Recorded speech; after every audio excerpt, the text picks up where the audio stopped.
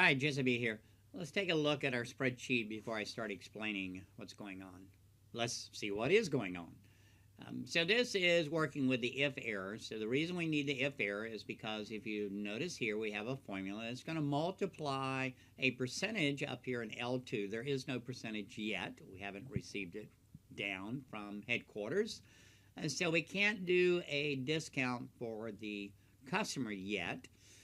Because we cannot do that, then our percentage that we want to work out to see what percentage each customer is going to receive, now not the amount they receive, but we want to know the percentage. What is their percentage of the total of all the discounts? And so we do have a formula down here at the bottom that will be the total of all the discounts, and we're going to take that total and we're going to use that and divide it against, of course, whatever their discount amount ends up being related to this percentage. And so hopefully I haven't confused you too much here on that. The bottom line is we have an error showing up on our spreadsheet, divide by 0, because, of course, there is a 0 over here. There's nothing there. So to clean up our spreadsheet, we're going to use the if error function to capture this error. And that's really what if error does. So here I'm going to put in the if error. And when I add in that function, its job is to just literally take a look at the formula. That's what this function does. It looks at the formula. Whatever the formula is, no matter how long it is, doesn't matter. It's just going to look at the formula.